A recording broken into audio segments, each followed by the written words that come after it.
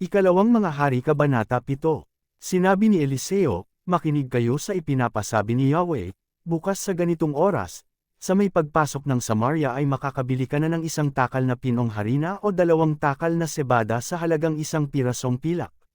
Sinabi ng opisyal na kanang kamay ng hari, hindi magkakatotoo yang sinasabi mo kahit pabuksan ni Yahweh ang mga bintana ng langit. Sinabi naman ni Eliseo, makikita mong ito'y mangyayari bukas ngunit hindi mo ito matitikman. Umalis ang hukbo ng Syria. May 4 na taong may sakit sa balat na parang ketong noon sa may pasukan ng lungsod. Nag-usap-usap sila, bakit nakaupo tayo rito at naghihintay na lang ng kamatayan? Kung papasok tayo ng lungsod, tiyak na mamamatay tayo sa gutom doon. Kung mananatili naman tayo rito, mamamatay rin tayo. Mabuti pa'y pumunta tayo sa kampo ng mga taga-Syria. Kung hindi nila tayo patayin, mabuti. Kung patayin nila tayo, matatapos na ang ating paghihirap. Nang palubog na ang araw, pumunta nga sila sa kampo ng mga taga-Syria. Pagdating doon, wala silang dinatnan isaman sapagkat sa kapangyarihan ni Yahweh, ang mga kawal ng Syria ay nakarinig ng mga yabag ng napakaraming kabayo at mga karwahe. Dahil dito, inakala nilang inupahan ng hari ng Israel ang mga hari ng Heteo at Egyptyo para digmain sila. Kaya tumakas sila ng magtatakip silim. Iniwan nila ang kanilang kampo, pati mga kabayo, asno at lahat ng naroon at kanya-kanya silang takbo para iligtas ang kanilang buhay. Pumasok ang 4 sa unang tolda.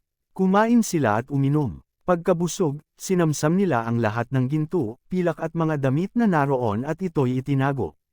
Pagkatapos, pumasok din sila sa ibang tolda, sinamsam din ang lahat ng naroon at itinago.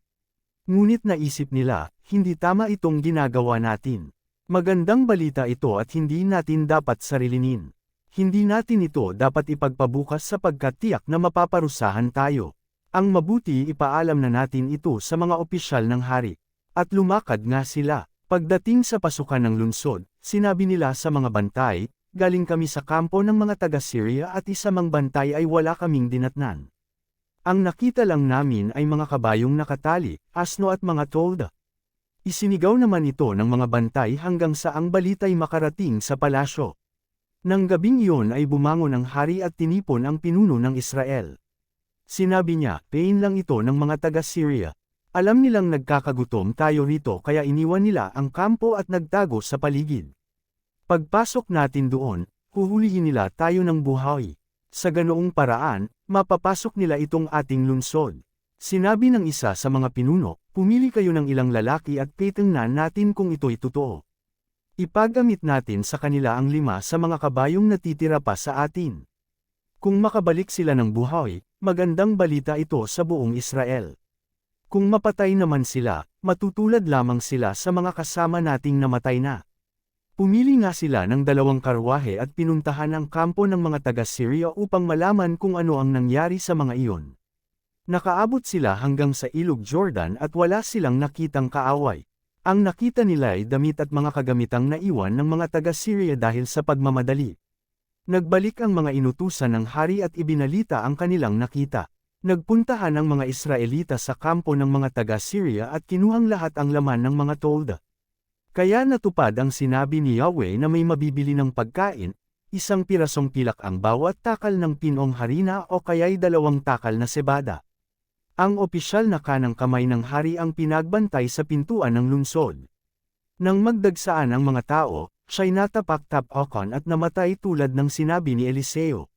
Sapagkat nang sabihin ni Eliseo sa hari na bukas ay makakabili na ng 2 takal na sebada o kaya'y 1 takal na pinong harina sa halagang 1 seklong pilak, ang opisyal na ito ang nagsabing hindi magkakatotoo yun buksan man ni Yahweh ang mga bintana sa langit. Sinabi rin noon ni Eliseo, makikita mong ito'y magkakatotoo ngunit hindi mo matitikman ang pagkain sinasabi ko. Yun nga ang nangyari, natapak-tapakan siya ng mga tao at namatay sa may pintuan ng lungsod.